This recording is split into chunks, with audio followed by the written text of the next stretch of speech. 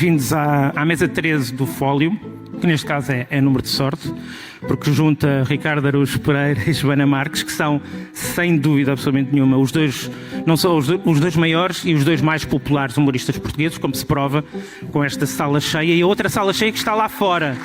Está absolutamente... Nunca vi nada assim.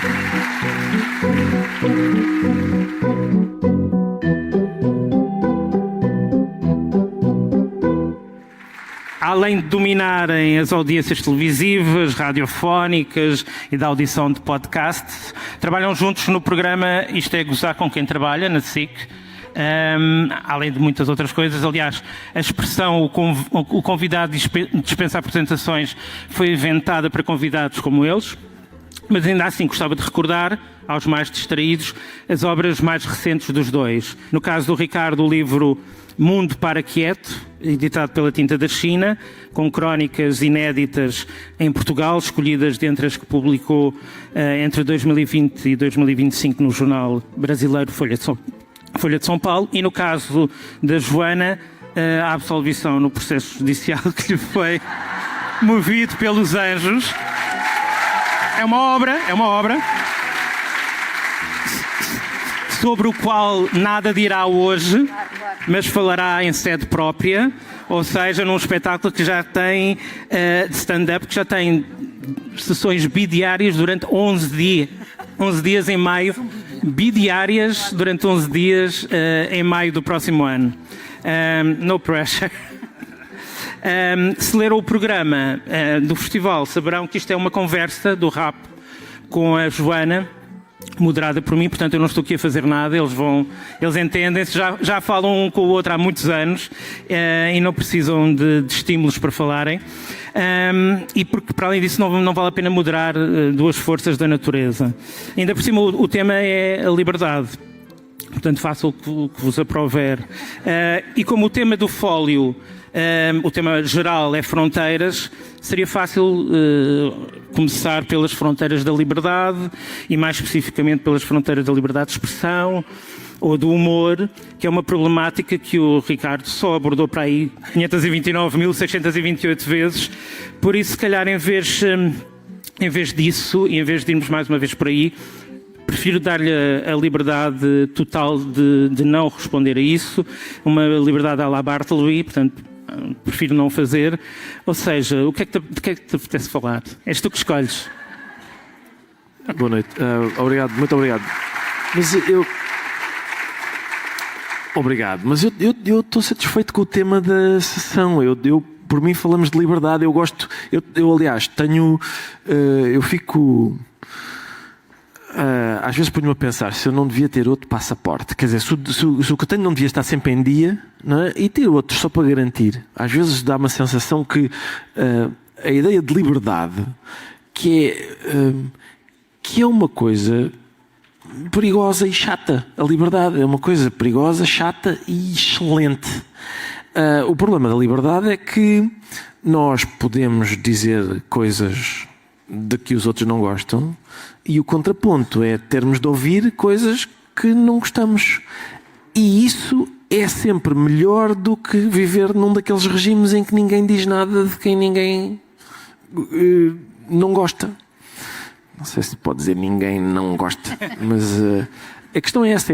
E repara, e sobretudo no meu caso, que sou de esquerda e que cresci a falar sobre o Dia da Liberdade, portanto, 25 de abril de 1974, foi uma quinta-feira, eu nasci no dia 28, no domingo. Sempre atrasado, não é? Sempre. Mas não vivi um minuto em ditadura. E, portanto, sempre achei que aquele poema do Paul Éluard, Je suis né pour te nommer liberté, era uma coisa, aquela ideia de nos cadernos da escola escreve o teu nome, não sei o quê, esse conceito. Paredes em todo lado. Exato. Como é que é? Je suis né pour te nommer, pour te... Como é que é? Não sei. Não me digam que ninguém sabe. Tu és francófono, tu devias dizer. Pois é, não. Je suis né pour te connaître, pour te nommer liberté. Sim, eu levo isso a sério, a ideia de liberdade. levo isso a sério. E parece-me que ela está sob ameaça. Aliás, a prova está aqui, não é? Ela teve 4 dias num tribunal. Ela não vai falar, mas tu podes. Tu podes falar o que... Ele tem falado mais do que eu.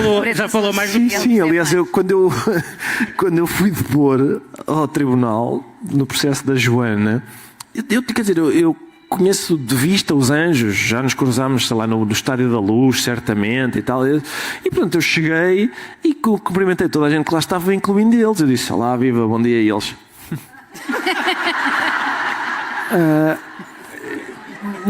Não estava à espera dessa hostilidade, mas compreendo, devo dizer que compreendo. Nada, não é? Não, só porque antes e depois de ter ido ao julgamento sou capaz de ter dito 2 ou 3 coisas desagradáveis sobre aquilo. Mas sim, mas estou... Por acaso estou a estranhar essa atitude porque eles foram sempre muito adultos ao longo de todo o julgamento. Não esperava essa atitude da parte deles. Mas estou mesmo convencido de que este tema é mesmo muito importante e fiquei surpreendido com a quantidade de pessoas que acham que, por exemplo, há uma coisa que agora acontece muitas vezes na televisão, aqueles programas de fofocas. No outro dia estávamos a falar sobre isso, em que as pessoas dizem assim: pois, pelos vistos agora basta dizer que se é humorista para dizer tudo, então tudo bem, então olha, a partir de agora, olha, isto é humor, isto agora é humor. Como quem diz, eu vou querer dizer aqui uma coisa tão bombástica que eu tenho de me defender à partida dizendo, olha, isto é humor, e depois dizendo do género, eu não gosto muito da Joana. Não é preciso invocar. É uma coisa super acertada de se dizer. Portanto, nem percebo onde é que podia ter E o graça. problema é que não tem graça. Não tivesse graça. Mas a questão não é essa. Não, mas partem do princípio que de facto há uma lei diferente para os humoristas e que não se verifica em lado nenhum. E nenhuma dessas pessoas que veio dizer essas coisas, e não vamos agora estar a dizer aqui que foi a Cristina Ferreira,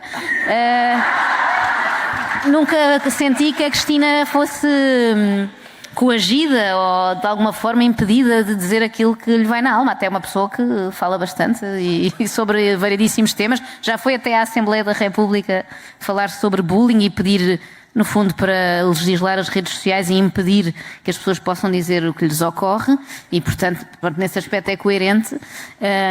Não pode dizer como os anjos, que agora recentemente foram à televisão e disseram nós somos a liberdade de expressão. Mas eu acho isso muito curioso porque não há nenhum regime especial para os humoristas e não percebo exatamente de que é que essas pessoas estão a queixar. Em que momento da vida delas é que foram impedidas de dizer o que quer que seja. Eu acho que talvez o facto da mensagem, neste caso mensagem humorística, chegar um bocadinho mais longe, ter um bocadinho mais de alcance, precisamente pela forma como acontece, não é? As posso enervar um bocadinho, não é? Porque às vezes és mais certeiro com uma piada, se calhar, do que com uma coisa muito séria, não é? Até porque captas mais a atenção das pessoas, mas é só isso. Ou seja, não basta dizer isto agora que vou fazer a seguir é humor, que se a seguir de facto não for como se verificou nesses últimos exemplos e portanto não tem o resultado esperado, não é? Não tem a potência que tem se calhar uma piada que resulte. Uma piada que não resulte também não tem potência alguma. E por isso espanta-me que este argumento seja tão comum agora e aconteceu também durante o julgamento, que é, pronto, agora sou humorista, posso dizer tudo. Aliás, houve uma altura em que uma das advogadas dos Anjos te perguntou se estivessem na rua e tu a insultasses, se então podias, e tiveste que lhe explicar que não, porque nesse momento não estavas a ser humorista, da mesma maneira que o teu pai, se é piloto de aviões, quando não está a pilotar e está a conduzir o seu carro, também se sujeita às regras de toda a gente. Isto parece uma coisa super óbvia, mas que estranhamente tem que se explicar. Sim, a advogada dos Anjos perguntou-me, então se é humorista pode dizer tudo, quer dizer, se nos encontrarmos na rua pode-me chamar cabra.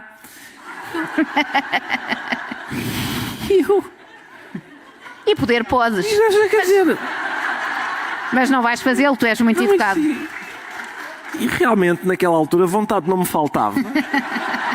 Mas sou uma pessoa educada e a questão é, primeiro, não é uma piada, por isso não é uma piada. Segundo, não estou num espetáculo de comédia, se eu na rua baixar o vidro, cabra, isso não é comédia, não é uma... Ou seja, isso indica, é que são advogadas, eram 2. Isso significa que mesmo pessoas que são licenciadas em Direito e têm... Aquele processo, aliás, só avança porque aquelas 2 senhoras, em princípio, persuadiram os seus clientes ou o contrário. Valeria a pena, não é? Sim, ou pelo menos não lhes disseram, ouçam, não avancem. Isto não tem pernas para andar. Ou seja, aquelas pessoas acreditaram mesmo que era possível. Eu não sei se vocês viram o vídeo da Joana. Eu já falei 2 ou 3 vezes no vídeo da Joana. É um vídeo de 1 minuto que exprime a seguinte ideia. eu não gostei muito desta interpretação do hino nacional. Não há nenhuma hipótese disso ser ilícito. Vamos supor, a certa altura as pessoas disseram assim, não, está bem, mas se eles conseguirem estabelecer uma relação de causa e efeito entre o vídeo da Joana e os bilhetes não terem sido vendidos para os seus concertos, realmente aí ela tem que pagar. Não, não tem. Vamos supor que era possível provar isto, que é, eu vi o vídeo da Joana Marques, fui manobrado como se ela me tivesse metido a mão no enchimento e tivesse dito, os anjos não prestam para nada e por isso deixei de comprar bilhetes para o concerto deles. Ainda assim, não se pode punir uma pessoa que diz, eu não gostei muito da maneira como eles cantaram. Isto é impossível. Uma pessoa pode dizer que não gosta de ouvir o Pavarotti cantar. Quanto mais os irmãos Rosado, porque é que não há de poder dizer? Houve um momento que eu achei revelador, a certa altura no julgamento, quando um dos irmãos Rosado disse, eu não posso admitir que alguém ponha em causa a minha performance. E eu acho que esta frase contém tudo o que estava ali em causa. É que nós todos temos que admitir. Faz parte dos... Não há hipótese de não se admitir.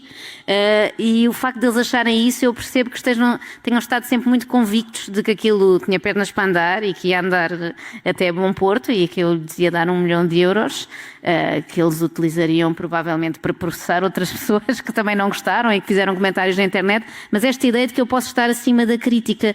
E o que eu estranhei, apesar de neste caso específico as opiniões não estarem propriamente divididas, diria que estavam se calhar 90%, 10%, não foi propriamente uma coisa que dividisse muitas opiniões, mas noutros casos de que podemos lembrar-nos, como por exemplo aquela agressão na cerimónia dos Oscars, eu fiquei muito espantada como houve uma divisão mesmo, ou seja, se calhar 50-50 de pessoas que achavam que era uma resposta à altura de uma piada, uma agressão física e que eram coisas comparáveis. É um bocado a ideia do posto-a-jeito, não é? Então, disse uma piada de que a outra pessoa não gostou, ela está no seu direito, neste caso, subir a um palco e debaterem alguém. E espantou-me a adesão que houve a esta ideia. Exato. Sim, sim. Toda a gente se lembra disso, não é? O Chris Rock entrou no palco e falou com a mulher do Will Smith, que previamente tinha feito programas a dizer rapei a cabeça toda, porque estava com um problema de alopécia, rapei a cabeça, foi uma coisa muito libertadora, ainda por cima fica-lhe bem aquilo, ela própria disse isso, fica-te bem, a filha, por solidariedade, também rapou a cabeça, ela disse que aquilo era uma coisa libertadora, e a piada do Chris Rock é, olá Jada, estou ansioso para ver o G.I. Jane 2. O G.I. Jane 1 é um filme com a Demi Moore, em que ela rapa a cabeça porque vai para o exército. E portanto o que a piada significa, reparem, o Chris Rock não disse boa Jada, estou ansioso para ver o Kojak 2, que era interpretado por Telly Savalas, que também era careca. Não, ele disse o G.I. Jane 2, ou seja, ele disse, porque a piada significa Jada, tu és uma linda atriz de Hollywood que está muito parecida com outra linda atriz de Hollywood quando ela desempenhou o papel de uma heroína admirável. É essa a ofensa. É essa a ofensa. E Will Smith riu-se e depois percebeu que afinal não achava graça, levantou-se e foi agredir, porque ele acha que é uma resposta plausível a uma piada, é uma agressão física. E há muita gente que está convencida disso. Bom, porquê? Porque acham que uma piada é equivalente a uma agressão. E é engraçado. São pessoas que nunca levaram uma boa carga de porrada. Sim. Porque tanto nesse caso como no dos anjos, eu diria que há dezenas de pessoas que teriam eventualmente mais razões de queixa e de indignação com comentários da Joana do que propriamente os anjos. Aquilo não havia razão assim tão forte. E nesse caso a piada também não era assim tão violenta. Parece que há uma desproporção até entre a carga potencial destruidora da piada e a reação. Claro que no caso de Hollywood teve um bocadinho, se calhar, de maior repercussão mundial. Ligeiramente. Não, mas o que eu queria perguntar ao Ricardo, enquanto representante da classe humorística, é a importância disto como jurisprudência. Ou seja, mais do que... Eu acho que o que teria sido grave era se... Porque então aí bloqueava completamente o vosso trabalho e a vossa... Ou pelo menos incutiria um tal receio de serem processados que se calhar bloquearia a própria atividade humorística.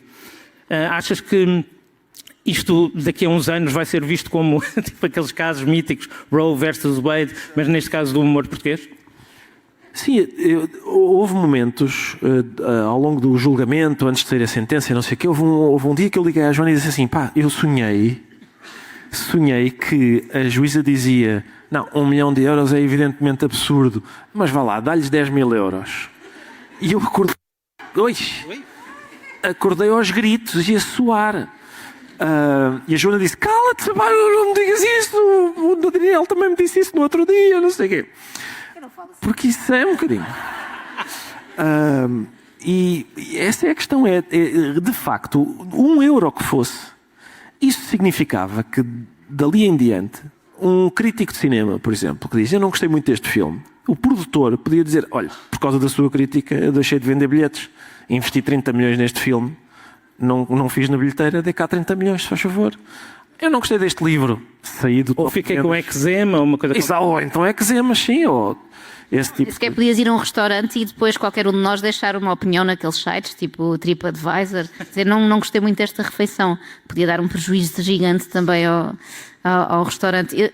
O facto de ser uma piada tão básica, é mesmo o termo, eu considero uma coisa que eu nem sequer fiz a trabalhar, porque de facto era 25 de Abril, era feriado. Se eras processado, ao menos que fosse por uma coisa a sério, não é? Eu fiz como lazer e, portanto, não esperava, se me perguntassem de todas as coisas que já fiz, qual era aqui a dar chatices, nunca diria que era aquele vídeo. Não, mas diz às pessoas como é que fizeste e qual foi o teu processo criativo e o que é que tinhas vestido. Eu já expliquei isso durante longas horas no tribunal, mas sim, estava de pijama em casa, era feriado.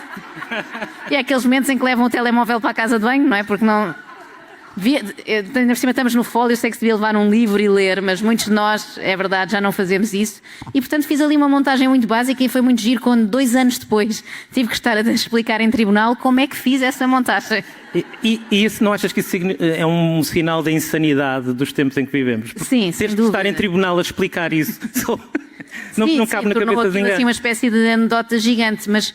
Há uns tempos perguntavam-me se eu achava que se isto tivesse tido outro desfecho, isso condicionaria muito os humoristas, não é? No momento em de fazerem uma piada, e até me perguntaram assim, no momento em que fossem fazer uma piada potencialmente ofensiva. Eu disse, não, a partir daí seriam todas as piadas, porque isto é a piada menos ofensiva que eu fiz em muitos anos, e portanto se esta fosse problemática, tudo o que fosse dito daí para cima, muito pior era. Se esta me obrigasse a pagar 1 milhão de euros, se calhar muitas coisas que dizemos ao domingo, no Isto é Gozar com Quem Trabalha, tinham que te dar já por cadeia mesmo, e ias ter que passar 7 anos em Caxias, o que também não era má ideia.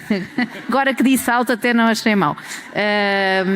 Mas sim, eu acho que era... Nunca acreditei, na verdade, apesar do Ricardo me querer preocupar muito com essas chamadas, nunca acreditei, porque lendo do processo todo, estando lá aqueles dias todos em tribunal, não havia nada que pudesse provar aquilo de que eles se queixavam, porque de facto tinham que provar ali várias coisas, não é? A primeira delas de que aquilo que eu fiz foi ilícito. E acho que todos percebemos que não foi desde o primeiro momento. Não gostar de uma prestação musical não é ilícito. Ainda não é ilícito, ainda não é de opinião.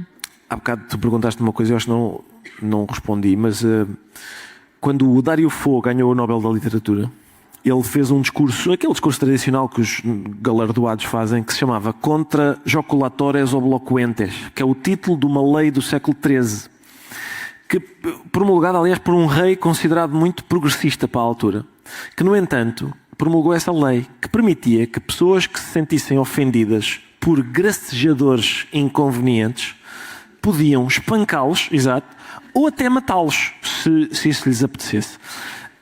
E é isso, essa lei evidentemente já não está em vigor, mas parece-me que o espírito da lei permanece neste sentido, no sentido em que uma pessoa diz assim, bom, ele fez uma piada sobre a minha mulher, eu acho que eu vou-me levantar e dar-lhe um chapadão.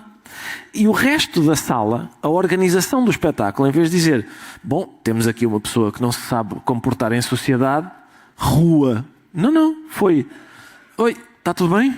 Tá, então pronto, senta-te outra vez que daqui a 1 hora levas o Oscar. É uma coisa bizarra.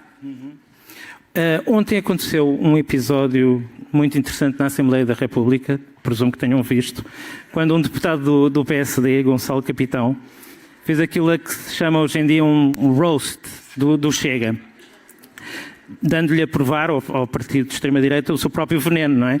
Com comentários jocosos sobre a má prestação nas autárquicas e sobre alguns dos seus candidatos. O pormenor já foi replicado de muitas formas. Há um dos vídeos em que se ouve a deputada Rita Matias, de voz esganiçada, a gritar: És uma Joana Marques? És uma Joana Marques? Se não viram, vejam, vale a pena. Eu gostava de perguntar à Joana se este momento é um triunfo maior de ganhar um Globo de Ouro.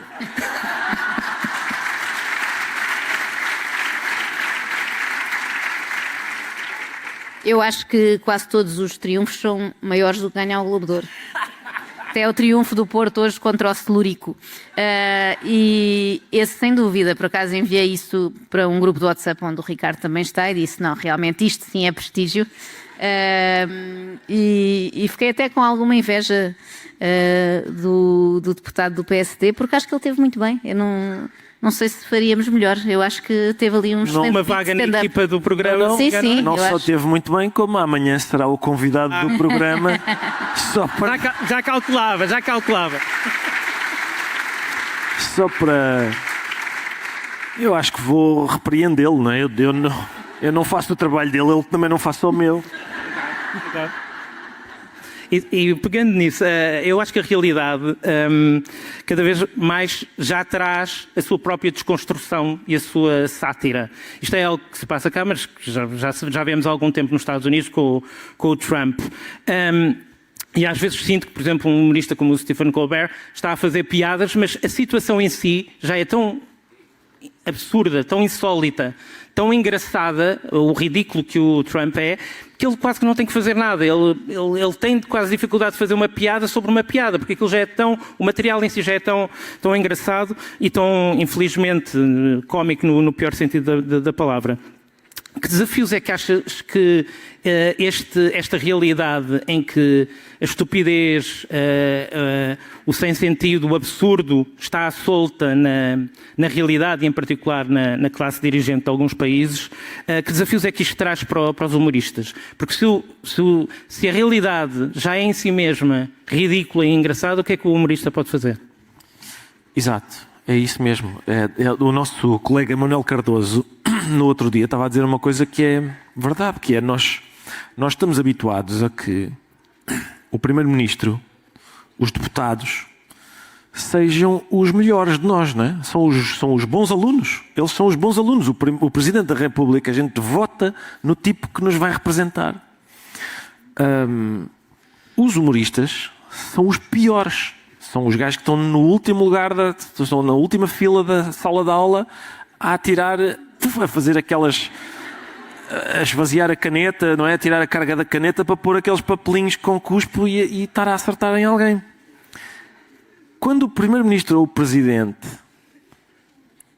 é que é um palhaço, é muito bizarro. O nosso trabalho fica bastante bizarro, ou seja... Até porque muitas vezes resulta bem o contraste entre a seriedade, não é? A pompa daquelas figuras e daqueles cargos e depois o que nós fazemos com isso. Quando essa seriedade já não existe, dificulta muito o nosso trabalho. Às vezes nós ficamos a pensar, realmente isto em Portugal, as coisas tendem a suceder-se de uma forma, digamos, que não muda. Era giro aparecer uma coisa de repente que fosse... diferente do habitual. Disruptivo. Exato. E de repente um deputado rouba malas no aeroporto. E a questão é, nós ficamos muito contentes durante 5 minutos e a seguir dizemos, espera, mas não há muito melhor do que isto, não é? Além de que, se o deputado rouba malas ao sábado, a gente ao domingo tem um programa sobre isso. Mas quando se sabe que o deputado rouba malas à terça-feira, e a internet se começa a dedicar ao assunto quarta, quinta, sexta. Quando chega ao domingo, nós somos 8 pessoas contra 500.000 na internet que já esgotaram o tema, já tiveram a sugar o tutano desse osso. E, portanto, umas vezes ansiamos por coisas bizarras, outras queremos apenas o mais chato que for possível. No caso da Joana, a Joana já faz alguns anos o extremamente desagradável e eu confesso que no início pensei, é uma ideia muito gira, como já ouvi alguém dizer, é alguém que anda por nós nos caixotes do lixo a encontrar as coisas mais deprimentes e que nós nunca chegaríamos lá nem nunca veríamos, porque não vemos aqueles programas, nem ouvimos aqueles podcasts. e depois de repente descobrimos ali pepitas. Mas isto não pode durar, é impossível manter um programa todos os dias, porque a estupidez tem limites, quer dizer, não há assim tanta gente a fazer tanta coisa tão estúpida. Mas a verdade é que a sensação que eu tenho é que tu tens que selecionar, provavelmente. Sim, eu tenho um problema oposto, tenho assunto a mais. Tens assunto a mais. Os dias de semana, sim. E isso ao mesmo tempo é uma ideia aterrorizadora. Eu acho que o advento da internet fez com que a estupidez deixasse de ter limite, não é? Pode circular livremente, pode chegar-nos por todos os lados e, portanto, torna infinita a estupidez. E isso a mim agrada-me muito. Eu acho que, outro dia estava a pensar nisso, atualmente há poucas coisas que me deem mais prazer da vida do que encontrar um vídeo muito estúpido e que tenha, assim, no máximo umas 50 visualizações, porque eu sinto claro. Fui a primeira a chegar àquele lixo. Vitório Virgem, exatamente, não é? Exatamente. Deve ser a mesma sensação que tinham alguns exploradores, não é? Em terras longínquas. E pronto, são as pequenas alegrias da vida. Mas, de facto, já ao início eu tinha também esse receio, não é? Como é que... E é o receio que acho que tem qualquer pessoa que faça uma rubrica diária na rádio. E por isso é que o Ricardo faz um mês e depois para 17 e depois volta, e sabiamente. Como o Moncherry, não é? De repente... E a verdade é que hoje em dia, ao fim de alguns anos, eu tenho o problema oposto, não é? Nunca tenho o drama de o que é que vai ser amanhã. Às vezes tenho o drama de será que tenho tempo de ver e ouvir isto tudo até amanhã, mas tenho uma lista de espera, no fundo como o SNS, muito longa. Não estou a conseguir. Também é uma dar consequência vazão. da democratização do acesso ao espaço mediático, não é? Qualquer pessoa pode fazer um podcast. É não como se qualquer pessoa tivesse o seu próprio canal de televisão, não é? Se calhar se quisesse fazer este trabalho há 20 anos só podia recorrer a coisas que passavam na SIC, na TVI, na RTP e de repente as pessoas têm também uma obsessão grande, eu sinto isso com a marca pessoal e todas as pessoas têm uma história e querem contá-la e querem fazer a diferença e isso para mim é ótimo. E há outro aspecto que eu depois também gostava que o Ricardo comentasse, é que tu, de certa maneira, como andas lá nas profundezas, faz uma radiografia de um tipo de Portugal que normalmente não aparece nos jornais, não aparece nos canais generalistas e que até agora estava mais ou menos invisível. E a questão é que essa realidade... que não é só estupidez só, é misoginia, é todos os instintos mais básicos e maus que a humanidade consegue criar, depois materializam-se e se calhar, se olharmos ao longo do tempo para o que tu foste revelando, torna-se um bocadinho mais compreensível. Se calhar menos surpreendente. Menos surpreendente o que tem vindo a acontecer politicamente. Às vezes tenho a sensação que algumas pessoas estavam num plano, não é? Nesse tal plano subterrâneo e de repente saltaram. Ou seja, há pessoas de quem eu falei há um ano, 2, eu e muitas outras pessoas, não fui só eu. Há mais gente a mexer no lixo. E que passado um ano, 2, estão, por exemplo, como comentadores aliás, houve agora uma polémica recente com um comentador que durou pouco na RTP, não é? Mas começa a acontecer com muitas personagens que eu achei que nunca sairiam ali daquele pântano, mas que começam a sair e que levam depois as suas narrativas mais longe. Não é? E uma curiosidade que eu também tenho é como é que tu mantens a tua sanidade mental? Porque tens que ouvir muitas horas daquilo para depois tirar 1 minuto ou 2 que analisas, não é? Como é que sobrevives? Eu gosto muito. Acho que é essa a explicação. Para mim, quanto pior, melhor. Eu acho que teria dificuldade. Acho que eu veria aquelas coisas na mesma, não tantas, se calhar, não é? Mesmo que não tivesse este trabalho, porque sempre me deu muito gozo. E, portanto, no fundo, só profissionalizei esse meu problema mental. Eu espero que as pessoas não entendam aquela comparação com apanhar o lixo como uma crítica. É um trabalho eu essencial. Senti como um elogio, eu acho que devem ser das pessoas mais bem pagas. Uma espécie de cantinflas. E é um serviço público, não é? De salubridade pública. Ricardo, tu eras capaz de passar as horas que a Joana passa a ver este tipo de coisas? Eu devo dizer que, até com algum orgulho, que às vezes dou uma dica ou outra à Joana. Disse, olha, ouvi isto é capaz de ser giro para... Tu és capaz de gostar disto. Também passas muito tempo no lixo. Não, mas às vezes temos os mesmos gostos. Há assim há umas personagens das quais somos fãs. Eu sou um grande estudioso do fenómeno Joana Marques, pelo qual fiquei fascinado desde o início.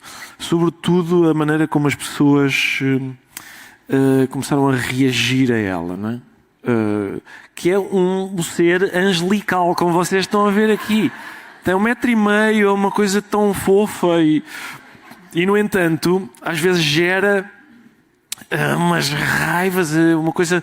Eu acho que ela conseguiu pôr o dedo no pulso das coisas, em grande medida, porque com esta história das redes sociais e não sei o quê, de facto, cada pessoa é potencialmente uma figura pública. As pessoas todas se expõem. Todas. Antigamente, as pessoas que tinham exposição eram os que falavam na televisão, na rádio, etc. Mas agora, qualquer pessoa pode comunicar com o mundo inteiro. Pode ser, às vezes isso acontece para o bem. Por exemplo, no outro dia houve uma senhora que fez um vídeo de si própria a experimentar uma máscara do Chewbacca e achou tanta graça àquilo, o riso dela era tão contagiante que o vídeo se tornou viral e foi uma coisa positiva, porque a senhora tornou-se muito famosa por uma coisa agradável. Toda a gente adorou aquilo. Quando a senhora fez um vídeo para o seu Facebook, para os 18 seguidores que tinha no Facebook, e de repente aquilo extravasou isso. Às vezes acontece para o mal. E isso é uma coisa que as pessoas às vezes não antecipam. Estar exposto publicamente tem muitos aspectos positivos, mas também pode ter imensos aspectos negativos.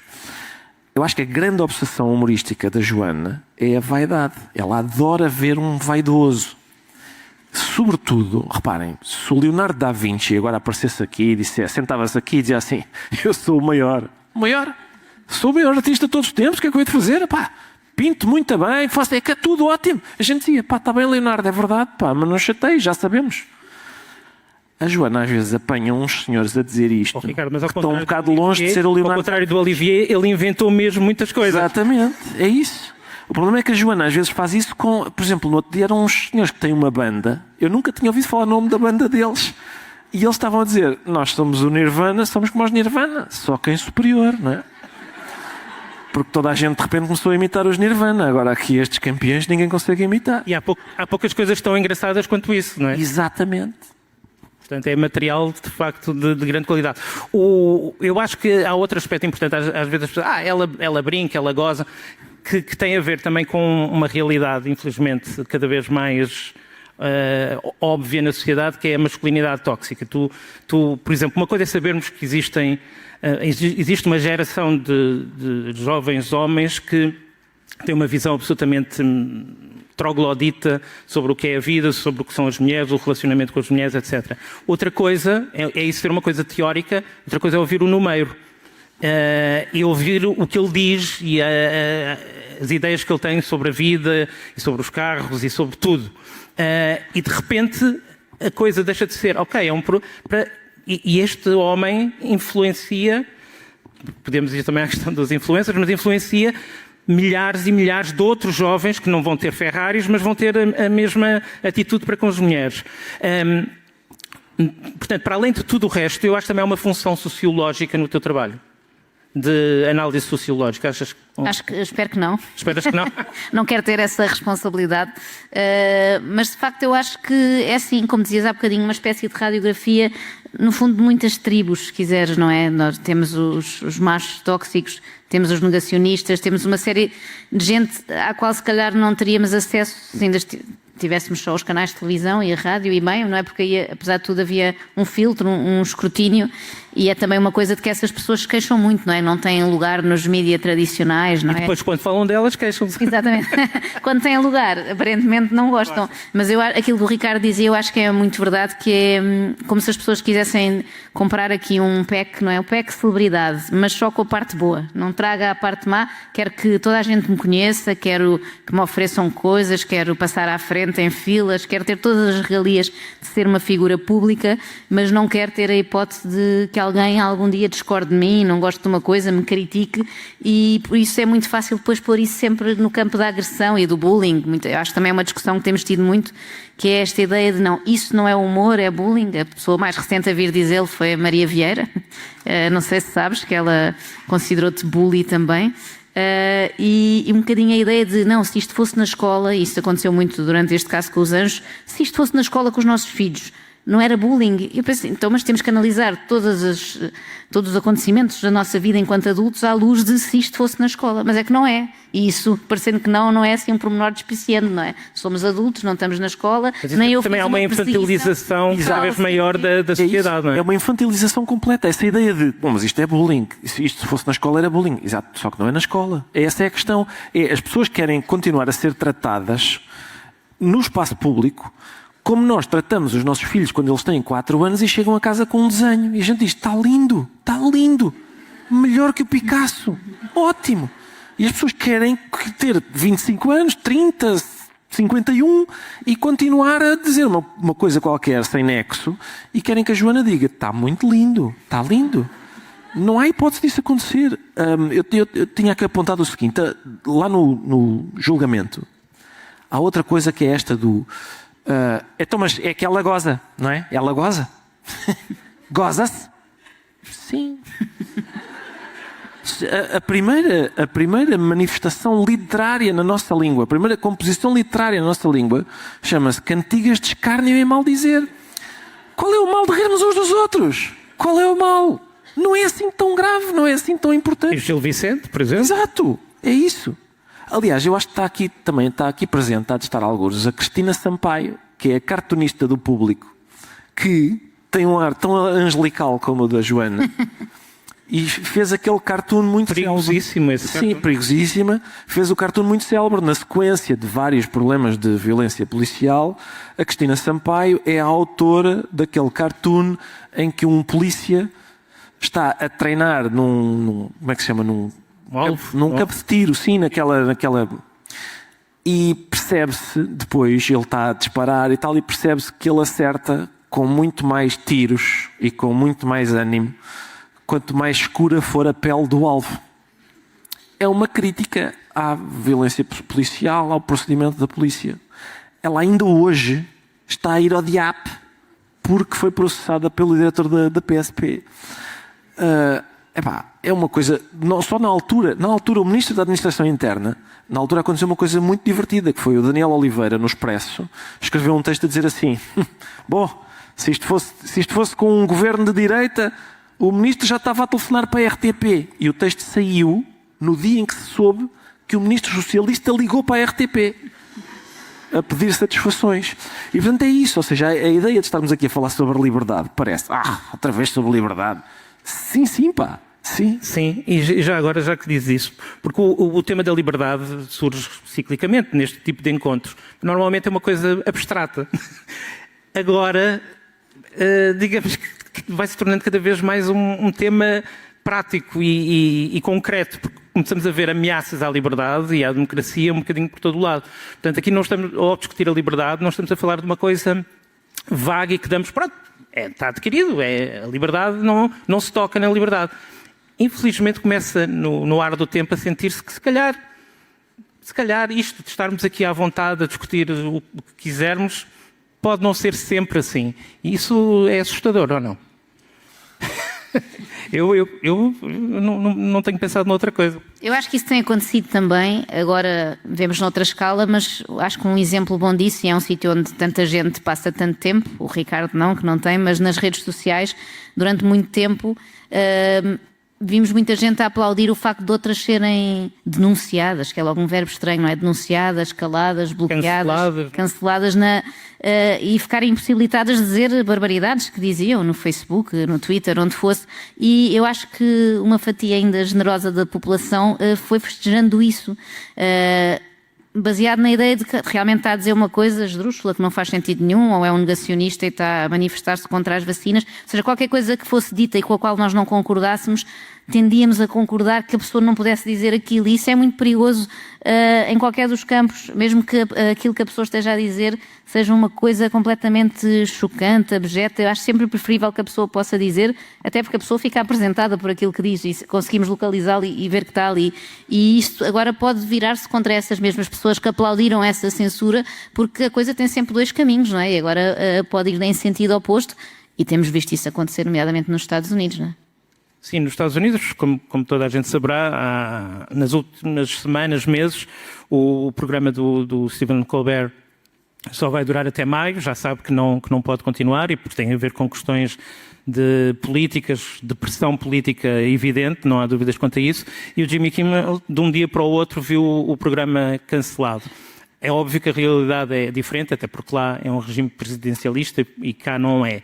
Mas quando vocês preparam o vosso programa ao domingo, alguma vez já vos passou pela cabeça que se um dia pisarmos demasiado o risco, alguém se pode lembrar de... Quer dizer, é uma estação privada, à partida, isso não acontece. Mas, e se não quiserem falar disso, não falem, mas, por exemplo, ouve-se dizer que a estação onde trabalham vai ser comprada em breve por um empresário. Portanto, imaginemos que o empresário não gosta daquilo que vocês fazem. Temem que possa acontecer uma coisa desse tipo em Portugal?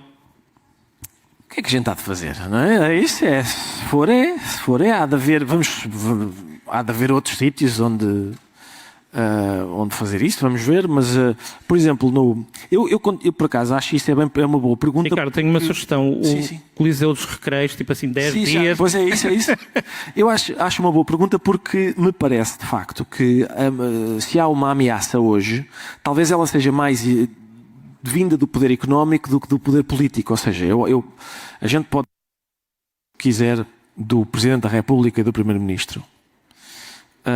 Mas se eu disser uma coisa muito desagradável sobre o proprietário da Cofina, o Correio da Manhã, a TV Guia, o Record, a CMTV, o Canal Now ficam fechados para mim. E isso é, sei lá, um quarto do mercado, não é?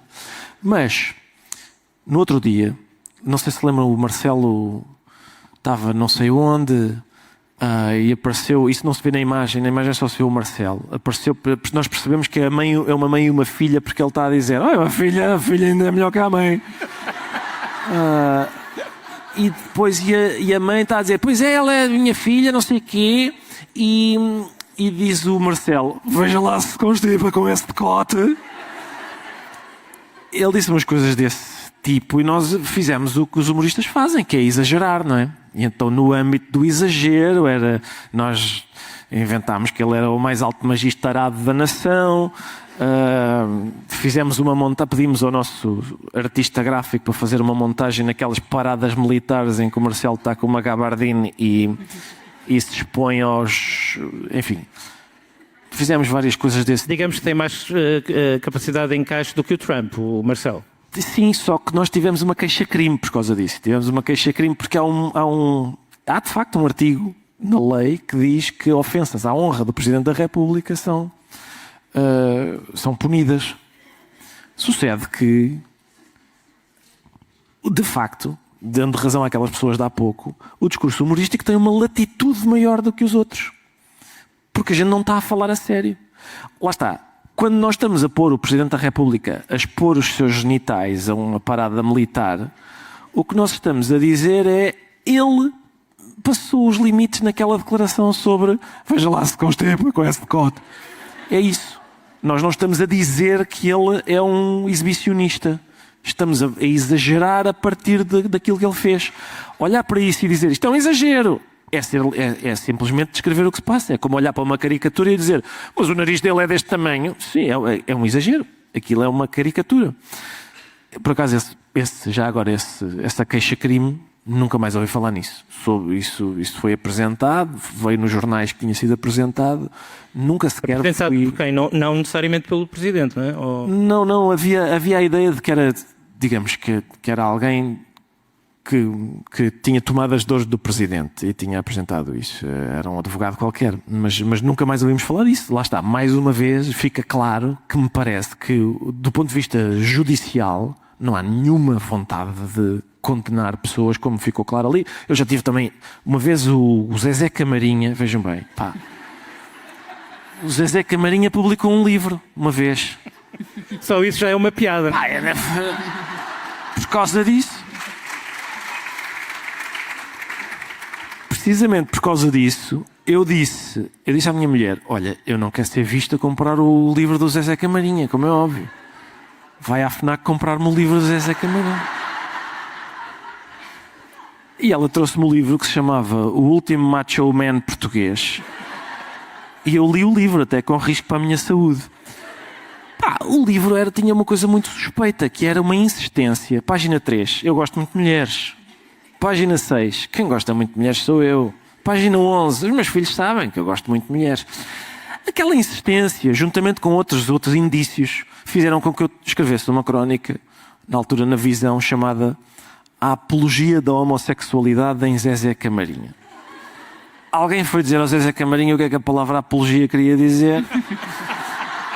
Pá. Resultado.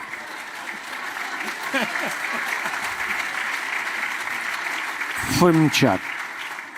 Tribunal, não sei o quê, começou aos gritos nos jornais, foi para o Correio da Manhã dizer, já processou-me, foi para o Correio da Manhã dizer, eu nunca abri a boca, ele foi para o Correio da Manhã dizer, então vamos os dois ao hospital, para nos examinarem o ânus, juro. Ele disse, o Correio da Manhã ligou a dizer, Zezé Camarinha, tem declarações sobre este caso? Tenho sim.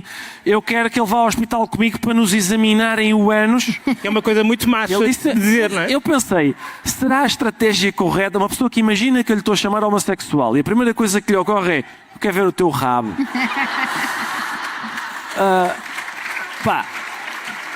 Enfim. Fui a tribunal. E como é óbvio, aconteceu o que acontece sempre, que a juíza põe uma bola a saltar para eu estar para dentro da baliza. Pronto, isto aqui é um exagero da sua parte, não é? Exatamente, eu estou a exagerar. Pois isto que está aqui a dizer é ironia, não é? Exatamente, isso é ironia. Quando o Ricardo escreve aqui que, lendo o livro, não é possível ter a certeza de que Zezé Camarinha seja já um homo sapiens sapiens... Está a exagerar, não está? Eu, claro, estou a exagerar. Eu sei que ele é um homo sapiens sapiens. Só não gostava de ser eu a ter que provar isso porque acho difícil, mas... E a reação da juíza foi eu não vou pôr isso no processo. É porque vocês humoristas sofrem, mas os juízes também sofrem. Sofrem um bocadinho. Também sofrem um mas bocado. Mas recentemente, não sei se estás a par, se tens seguido a carreira de Zezé Camarinha, mas voltou a tribunal recentemente, mas com uma inversão de papéis, sim. Foi processado por Duarte Ciopa, um apresentador da CMTV. Mas eu fiquei muito dividida neste caso, confesso. Eu não gosto de querer defender o Zezé Camarinha, é uma posição muito complicada, mas normalmente eu, tal como os irmãos Rosado, sou pela liberdade de expressão, não é? E qual foi o problema? É que Zezé Camarinha chamou rabinossauro a Duarte Ciopa e foi condenado. Foi condenado, portanto...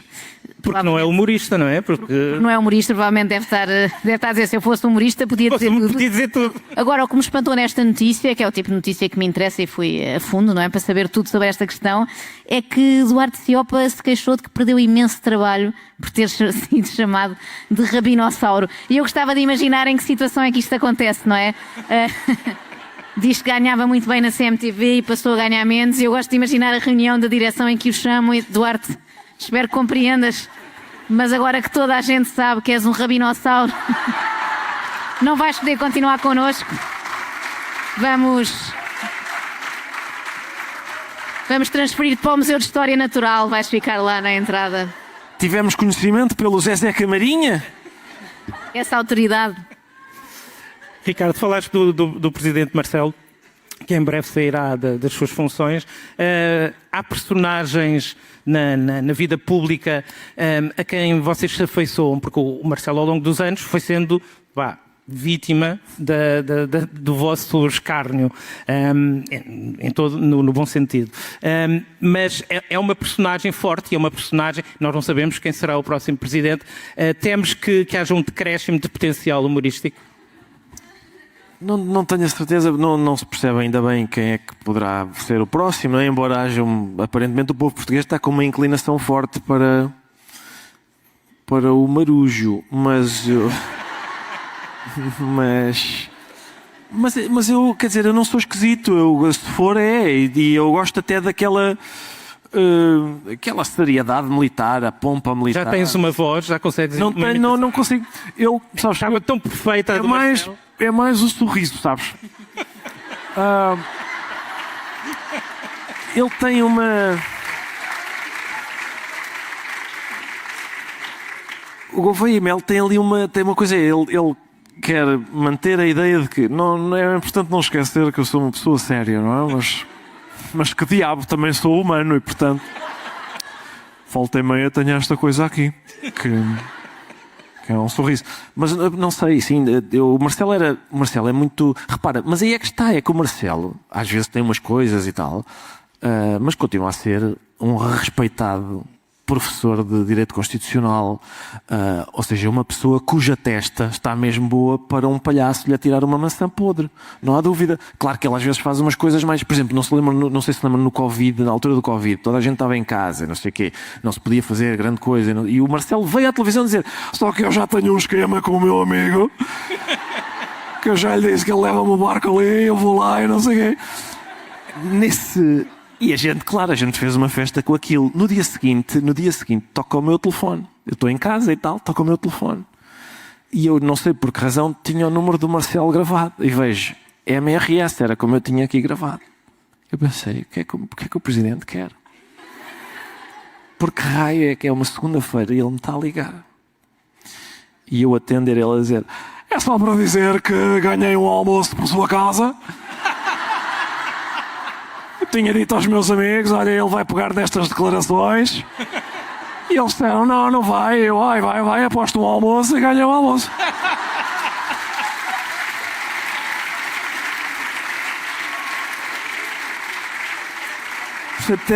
Vejam a perfídia deste homem, não é? Que é, tiveste a gozar, mas eu papei à pala.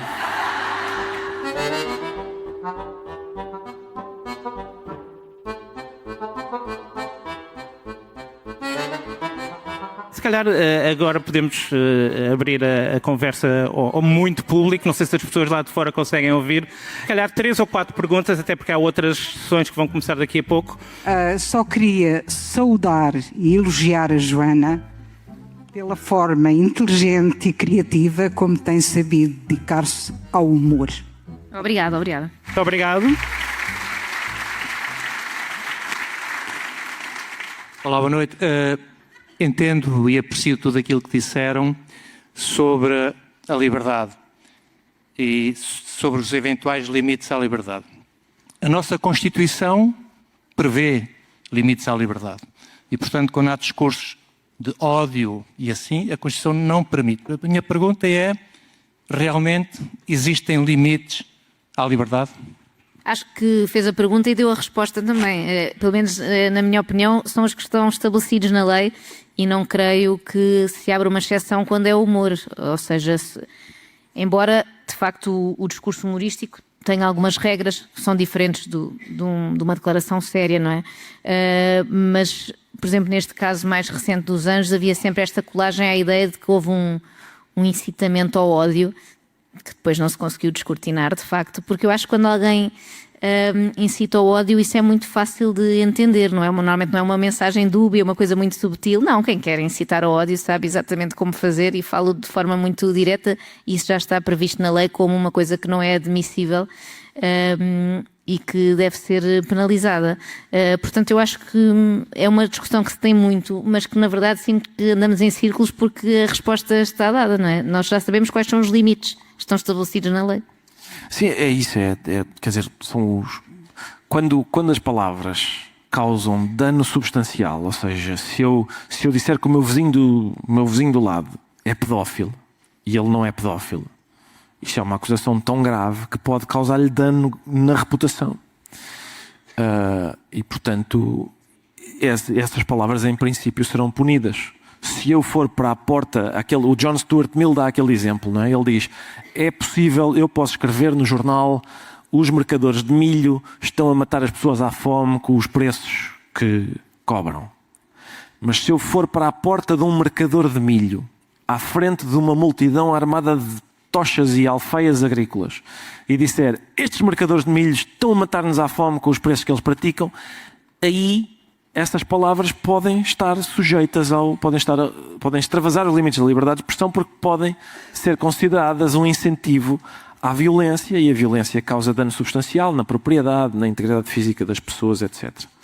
A questão é que às vezes o discurso humorístico parece... A questão é... Eu não sei se lembra, por exemplo, quando a novela Origens, em 1984, por aí, a Glória de Matos fazia o papel de vilã. A Mariana Rei Monteiro era a irmã dela e tomava conta dela porque ela era paralítica, a Glória de Matos. na verdade ela não era paralítica. Quando a irmã saía de casa, ela ia à cozinha, andava a passear, não sei o que, ela fingia-se paralítica para a irmã estar ali. Dizem que a Glória de Matos era ofendida na rua pelas pessoas. Bandida, tu não és paralítica, estás a maltratar a tua irmã e tal. Essa ideia de ir chatear o ator que faz de vilão na novela, não percebendo a diferença entre o cidadão, a cidadã, Glória de Matos e a personagem, já não lembro como é que se chamava a personagem, é cómica. Mas não é mais cómica do que as pessoas a repreenderem o humorista por causa do que ele está a dizer. Porque quando um de nós está no palco, quem está no palco não é exatamente o cidadão que tem o bilhete de identidade no bolso. É uma figura que está a dizer coisas que ainda por cima não são... Deixem ver se eu... Um bêbado sai de um bar, teve a noite toda no bar, está a beber, está a cair de bêbado, sai de manhã de bar. E quando sai, uma freira está a passar, vai a caminho do convento. O bêbado olha para a freira e dá-lhe um soco no queixo, que a freira cai imediatamente inanimada no chão. E o bêbado debruça-se sobre ela e diz: sempre pensei que fosses mais teso, ó Batman. A questão é a seguinte. A questão é, este conjunto de palavras que eu acabei de articular são um brinquedo linguístico. São um brinquedo linguístico que até à última palavra de todas, se eu disser só, sempre pensei que fosses mais teso, ó, não tem graça. Tem que dizer a última palavra, é a última palavra de propósito, porque é aí que as pessoas se riem. E a questão é, quando eu estou a contar essa história e a fazer com que pessoas se riam do facto de uma freira ter levado um soco nos queixos, ninguém fica autorizado a achar que eu acho bem que uma freira leve um soco nos queixos. Nenhuma freira foi magoada no decurso desta anedota. A questão é, para este brinquedo linguístico funcionar, eu preciso da palavra freira. Eu preciso do conceito de freira. Eu preciso que as pessoas acreditem que o bêbado está de tal forma bêbado que, olhando para uma freira, ela lhe parece o Batman. É só isso.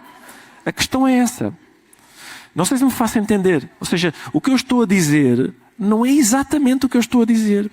Isso muitas vezes no discurso humorístico é incompreendido. Isso acontece também com a Joana. Por exemplo, no caso da Joana, a certa altura ela faz aquela montagem enquanto estava pelos vídeos a fazer cocó e ela põe o Tatanka no fim a dizer: olha, desculpa lá, eu tive que te parar, não é? Porque estavas aí a assassinar uma música. Um dos anjos foi ao tribunal dizer: eu não posso admitir que os meus filhos achem que o pai é um assassino porque assassinou uma música.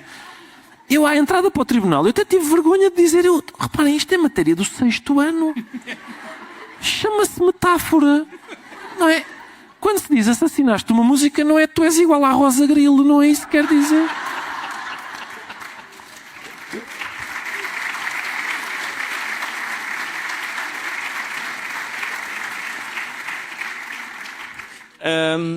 Como sabem, que acho que todo o público aqui deve saber que houve recentemente o Festival Internacional de Comédia em Riad. E gostaria de saber a vossa opinião sobre vários humoristas que estiveram presentes, como Dave Chappelle, Bill Burr, que têm reclamado nos últimos anos que têm cada vez menos liberdade, que correm o risco de ser cancelados, e de repente vão atuar a um país onde se sabe que a liberdade é uma coisa muito residual, digamos assim. E inclusivamente tiveram que assinar um contrato em que não podiam falar sobre certos assuntos. Qual é que é a vossa opinião sobre esse assunto? E já agora também, qual é que seria a vossa resposta se recebessem um convite desse já agora? Também gostaria de saber. O Ricardo dizia que sim, mas eu que não. Eu achei curiosa não só o facto de eles terem ido, mas também uma tentativa de branquear aquilo que lá se passa, não é? Virem dizer: não, nós viemos para aqui, mas isto é um festival tão normal como os outros, podemos dizer tudo, estamos completamente à vontade, quando depois percebemos que não era isso que se verificava. E nesse caso acho que era melhor a honestidade, não é? Dizerem: eu vim só porque era muito bem pago e quero, apesar de ser rico, quero ser mais rico ainda, e pronto, e estão no seu direito, e depois da mesma forma que as pessoas têm direito a criticar essa opção, como criticamos, por exemplo, quando os jogadores de futebol tomam o mesmo caminho. É isso. Eu acho que todos compreendemos o apelo de receber um cheque que tem imensos zeros, não é? A gente percebe isso. Quer dizer, não só aqueles tipos já têm umas contas bancárias com imensos zeros, mas isso, enfim, cada um sabe de si. Há sempre pessoas que dizem, tá bem, eu tenho, mas eu quero mais e tal. Ok, certo. Mas é o que a Joana diz. Então tinham dito, não, eu fui lá por causa do cheque. Fui lá. Não me estejam a tentar enfiar pela goela abaixo a ideia de que não, eles estão a melhorar, não. E até uma coisa, é uma prova de abertura. Nós podemos ir. E depois, entretanto, soube-se que tinham que assinar um papel a dizer, não se pode falar do rei, nem do governo, nem do povo, não se pode fazer críticas ao não sei o quê, não se pode criticar práticas religiosas e não sei o quê. Não é possível, quer dizer, perante isso, ir para lá dizer, não, é um sinal de liberdade eles estarem a fazer isto. Não é. Ele foi pelo desafio, sim. Primeiro que nada, tentar não assassinar nada. Oi? Já falhou!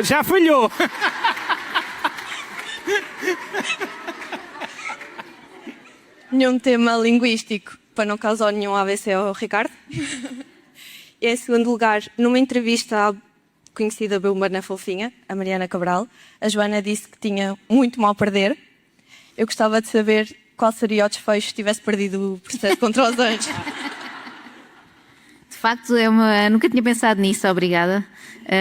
E de facto, eu quando perco jogos com os meus filhos, que têm 5 e 8 anos, reajo muito mal. Portanto, mas já estou habituada a perder com aqueles 2 manos. Não sei como é que seria perder com os manos rosado. Ainda bem que não aconteceu. Nunca cheguei a pensar mesmo nessa hipótese, mas eu acho que podia ter consequências terríveis. Para mim e para eles. Atenção, vocês não sabem o que é isto. É um demónio. Atenção, ela, uma vez estávamos todos a trabalhar e tal, e o Porto estava a jogar. Ela é do Porto. E nisto, o adversário do Porto marca 1-0 e nós, lá, pumba, 2-0 e nós, boa. E ela começa a ficar para ver. Nisto o Porto faz 2-1, 2-2. Quando o Porto faz o 3-2, este mini ser vem para a frente de todos os seus colegas e faz chupa-tó. Assim.